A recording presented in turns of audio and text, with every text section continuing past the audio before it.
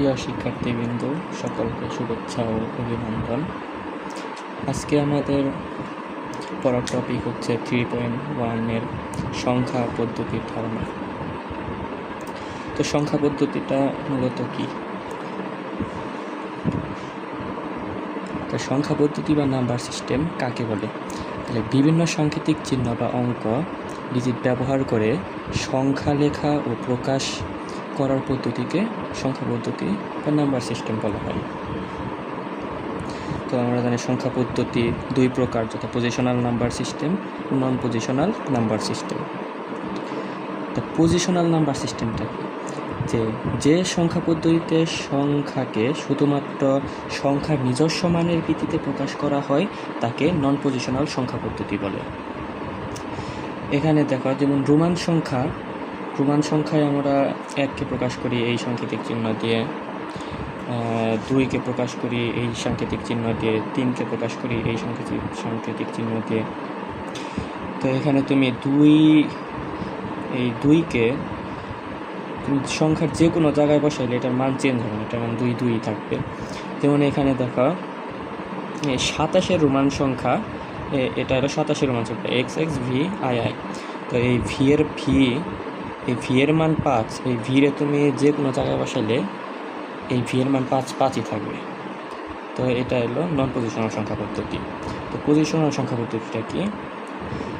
যে সংখ্যা পদ্ধতিতে সংখ্যার নিজস্ব মান, স্থানীয় মান ও ভিত্তি আছে তাকে পজিশনাল সংখ্যা পদ্ধতি বলে। তো পজিশনাল সংখ্যা পদ্ধতিতে যেমন 2 এর মান কখনো 20, 200, 2000 এরকম পর্যন্ত হয় স্থানের উপর ভিত্তি করে। তারপরে আমাদের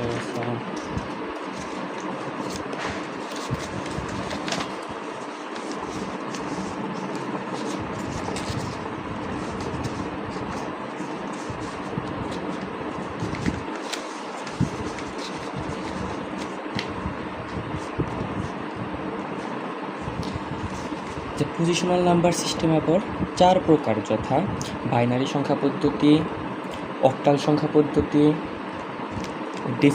ডেসিমাল সংখ্যা পদ্ধতি, হেক্সাডেসিমাল সংখ্যা পদ্ধতি। তো বাইনারি সংখ্যা পদ্ধতিতে বাইনারি সংখ্যার বেস হলো 2। বাইনারি সংখ্যা পদ্ধতির যেমন বেস 2 মানে কি, এটার 2টা সংখ্যা প্রদর্শন করবে। বাইনারিতে 2টা সংখ্যা প্রদর্শন, 0 এবং 1। অক্টাল সংখ্যার বেস হলো 8, এখানে 0 থেকে 7 পর্যন্ত মোট 8টা সংখ্যা প্রদর্শন করবে। ডেসিমাল সংখ্যা পদ্ধতিতে তো 10, এটা সচরাচর আমাদের ব্যবহার করে থাকি। আমরা যে ব্যবহার করে থাকি এটা ডেসিমাল সংখ্যা পদ্ধতি। এখানে ভিত্তি হলো 0 থেকে 9 পর্যন্ত সংখ্যা।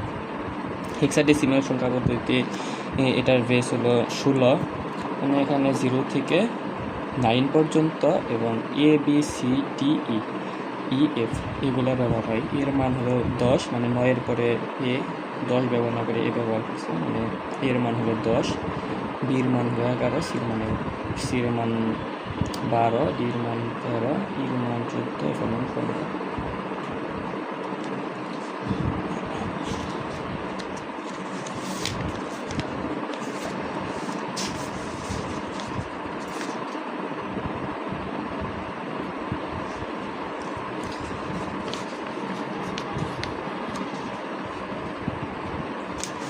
আচ্ছা, এখন আমরা রূপান্তরে চলে যাই। যে প্রথমে binary to decimal, octal to decimal এবং হেক্সা টু ডেসিমেল,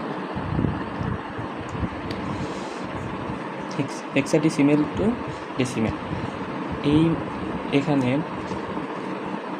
বাইনারি থেকে ডেসিমেল, অক্টাল থেকে ডেসিমেল, হেক্সার থেকে ডেসিমেল সব কিছু একই নিয়মে করা যায়। যেমন বাইনারি টু ডেসিমেল, এখানে বাইনারির যে বেস থাকবো, মানে বাইনারির বেস 2, এই 2 দিয়ে এই প্রত্যেকটা সংখ্যারে গুণ করতে হবে এবং 2 এর উপরে পাওয়ার বসাইতে হবে। যেমন এখানে যদি সংখ্যা থাকে, যেমন এখানে সংখ্যা আছে 10111, মানে 5টা সংখ্যা আছে। তো আমরা কি 4 থেকে 5টা সংখ্যা আছে যেহেতু, তার জন্য আমরা 4 থেকে বসে এই পাওয়ার দিতে যাব। যেমন এখানে হলো 1, 1 × 2 টু দি পাওয়ার 4, তারপরে 0 আছে 0 × 2 টু দি পাওয়ার 3, এরকম ক্রমিকভাবে পাওয়ার বসাতে বসাতে পাওয়ার 0 পর্যন্ত আসবে। 1 × 2 টু দি পাওয়ার 0।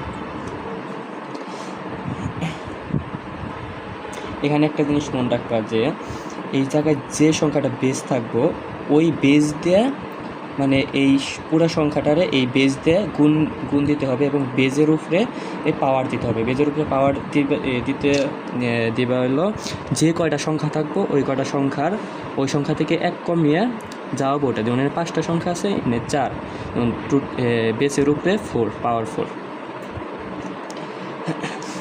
এইভাবে তারপরে ক্যালকুলেশন করার পর অ্যান্সার হয়েছিল 23, তাতে যে ক্যালকুলেট 23। একইভাবে অক্টাল টু ডেসিমেল, অক্টাল থেকে ডেসিমেল একই নিয়ম। এখানে বেস হইল 8 দিয়ে সব থেকে গুণ দিবে, গুণ দেওয়ার পর 1 × 8, 2 × 8, 3 × 8 গুণ দেওয়ার পর পাওয়ার দিতে হবে। এখন পাওয়ার দিবে কি কয়টা, এখানে 1 2 3 3টা আছে, তার মানে কি 3 থেকে 1 বিয়োগ করলে হলো 2, তার মানে 1 × 8 টু দি পাওয়ার মানে 8 স্কোয়ার 2, তারপরে 1 × 8 two the power 1 plus 3 × 8 two the power 0। 8 two the power 0 × 3 মানে এটা কি 1, 83। আনসার আসবে 83। Hexadecimal to decimal, hexadecimal to decimal এই ক্ষেত্রেও একই নিয়ম। দেখো এখানে কী করছে যে এর জায়গায় এই জায়গায় কি এ বসানো যাবে না, তো এই জায়গায় বসাতে হবে এর মান। এর মান হলো 10, যেমন এই জায়গায় যদি A B C D এগুলো থাকতো তাহলে ওগুলোর মান বসাইতে হতো। A 10, B 11, এরকমভাবে ক্রমিকভাবে 15 পর্যন্ত আছে, পর্যন্ত। তো এখানে সংখ্যা আছে 1 2 3, 3টা, তার মানে স্কোয়ার হবে 10 × 16 to the power square plus 6 × 16 to the power 1 plus 2 × 16 to the power 0। Calculation করলে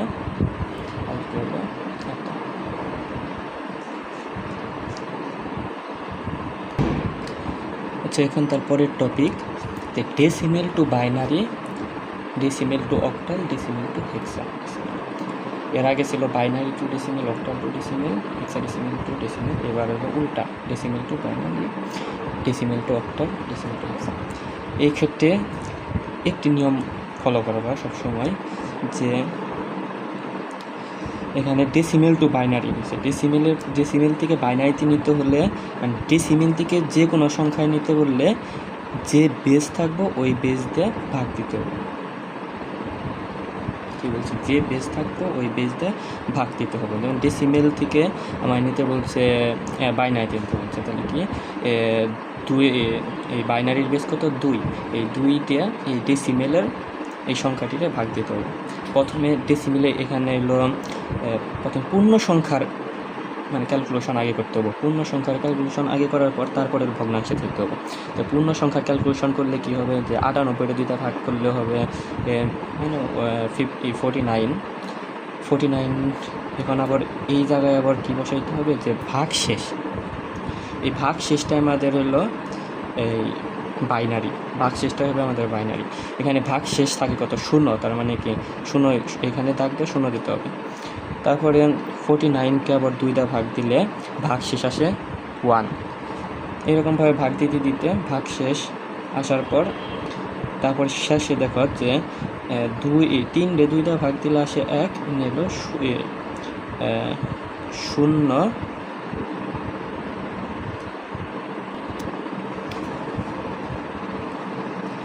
2 আবার 3 রে 2টা ভাগ দিলে ভাগ শেষ হলো একবার যাব, কিন্তু একবার গেলে হবে ভাগ শেষ হবে হলো 1।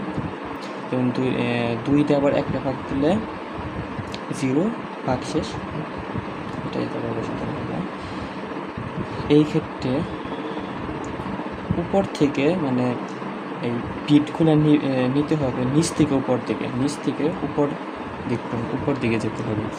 যেমন এখানে তীর চিহ্ন হবে নিচ থেকে উপরের দিকে, নিচে হবে MSB মানে মোস্ট সিগনিফিক্যান্ট বিট, আর উপরে হবে LSB লিস্ট সিগনিফিক্যান্ট বিট।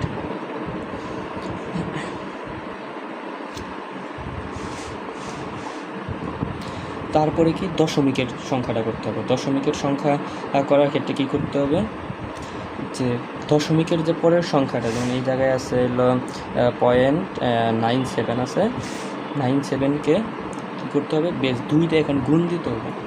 2 দিয়ে গুণ দিলে যে সংখ্যাটা পাওয়া যাবে, যেমন এই 1.94 পাওয়া গেছে, এখানে 1টা দাগ দেয়া, মানে দশমিকের আগের সংখ্যা দাগ দেয়া এই সাইডে লিখতে হবে। মানে এটা দেখার পরে যেটা পয়েন্ট হিসেবে থাকবে, যেমন পয়েন্ট ভগ্নাংশ আকারে থাকবে, ওটার আবার 2টা গুণ দিতে হবে। যেমন এই যে 0.94 আবার 2টা ভাগ গুণ দিলে 1.88 হয়। আবার এই 1টা দশমিকের আগে আছে, তো দশমিকের আগেরটা এই জায়গায় লেখার পরে যা থাকে 0.88 আবার 2টা গুণ দিতে হবে। 2টা গুণ দিলে 1.76 আসে। 1 এই সাইডে রাখার পর আবার 76-এ 2টা গুণ দেওয়া, এরকমভাবে করতে করতে যদি এই জায়গায় শূন্য আইসা পড়ে, তো শূন্য আইসা করলে শেষ। আর যদি শূন্য না আসে, যেমন তোমার এই জায়গায় শূন্য আসলো না, কিন্তু তোমার ভাগ শেষ আস্তে আস্তে বড় হইতেছে, মানে ছোটো থেকে বড় হইতেছে, তো এই পর্যন্তই শেষ, তোমার এটা এই পর্যন্তই করে দিয়ে হয়ে যাবে। যেমন এর পরের উদাহরণে ওটা দেখাবো না, মানে যে 0.4 গুণন 2 ভাগ গুণ দিলে পরে 0.08, এখানে যে ভাগশেষ 0 দশমিকের আগে 0 আছে, তো এই পর্যন্ত এটা শেষ। এখন এই ক্ষেত্রে এমএসবি আর এলএসবি, এই ক্ষেত্রে এমএসবি হবে উপরের দিকে, মানে উপরেরগুলো হবে এমএসবি, নিচেরগুলো হবে এলএসবি, মানে উপর থেকে সংখ্যাগুলো নিতে হবে। যেমন এই যখন অ্যান্সার উত্তর লেখার ক্ষেত্রে কীভাবে লিখবা, যে অতএব 98.97 বেস 10 ইজ ইকাল টু, এখন এই যে দশমিকের আগের সংখ্যাগুলো লিখতে হবে। দশমিকের আগের সংখ্যা কী আছে, যে এমএসবি থেকে সবসময় লেখা শুরু করতে হবে। এমএসবি মানে এই 1 থেকে এই উপরের দিকে যেতে হবে। তাহলে প্রথমে 2টা 1 আছে, এই জায়গায় 2টা 1, তারপরে আছে 00010, তো 00010 লেখার পর এখন হলো দশমিক সংখ্যাটা নিতে হবে। দশমিক সংখ্যায় কি এমএসবি কই, এমএসবি আছে এই জায়গাটা, এই উপরের থেকে নিচের দিকে যেতে হবে। উপরে কি আছে 1111110, 11110 এই পর্যন্ত। তো এটা যদি এই পর্যন্ত করতে হয় তাও হয়ে যেত।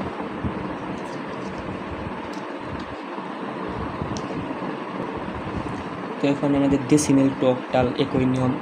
ডেসিমেল টু অক্টাল থেকে যে কোনো সংখ্যা পদ্ধতিতে নিতে বললে এই একই নিয়মে নিতে হবে। যেমন এই জায়গায় আছে ডেসিমেল আছে 15.60 থেকে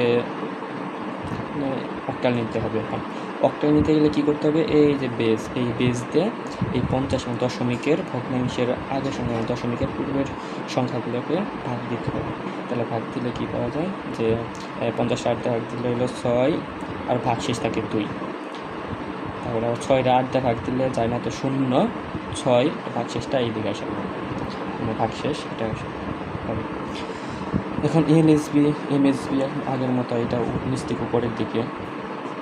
এখন ভগ্নাংশ ক্ষেত্রে ওই একই নিয়ম, এর আগে যে নিয়ম পদ্ধতি আমরা ব্যবহার করেছি, ওই নিয়মে যে দশমিকের পরের সংখ্যা যেটা 60, ওটাকে 8 দিয়ে গুণ দিতে হবে, মানে এই যে ফেজ দিয়ে গুণ দিতে হবে। 0.60 গুণন 8, 4.80 গুণ দিলে হবে হলো 4.80, এই 4 দশমিকের আগের সংখ্যা, তো দশমিকের আগের সংখ্যা আমরা ডান সাইডে নিয়ে হিসাব করবো। তো 4 পয়েন্ট থাকে কি 0.80 গুণন 8, এইভাবে করতে এবং এই জায়গায় যেমন যে 0.20 গুণন 8, 1.60, এখানে ভাগশেষ কত 1, তারপর 0.60 থাকে 0.60 গুণন 8, এখানে 4.80 থাকে 4। এখন এই যে ছোটো হতে মানে 1 এসে পড়ছে, 1 থেকে আবার বড় হয়ে গেছে, মানে এটা শূন্য হয়তো আসবে না, বা সংখ্যা নেই, আসলে অনেক পরে আসবে। তো এটা যদি এই পর্যন্তই করে দেওয়া হয়, মানে তুমি বড় করতে চাইতো না, তো এই পর্যন্তই করে দিলে, এই পর্যন্ত করে দেওয়া যদি মানটি বসে দাও তাও হবে।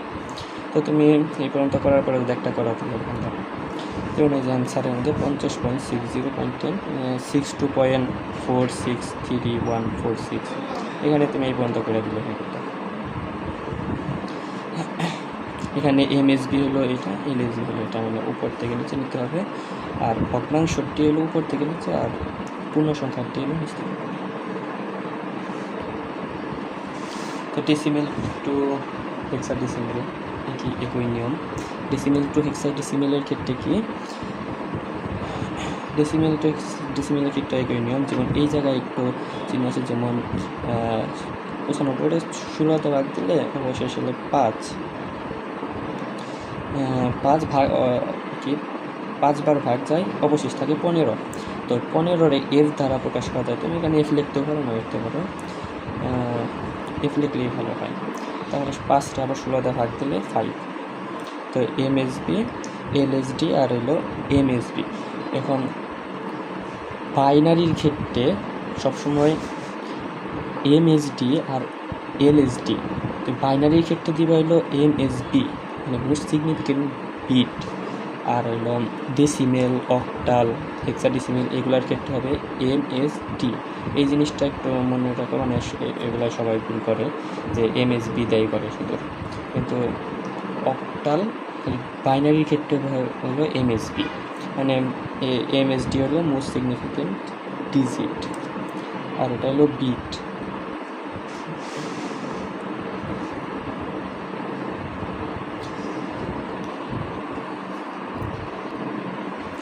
তোমরা বাসায় এই দুটো বাড়ির কাজ করবা। এইটা অক্টালে প্রকাশ, ওই ডেসিমেল অক্টালে, আর একটা হলো যে ডেসিমেল থেকে হেক্সাডেসিমেল, এটা ডেসিমেল থেকে হেক্সাডেসিমেল।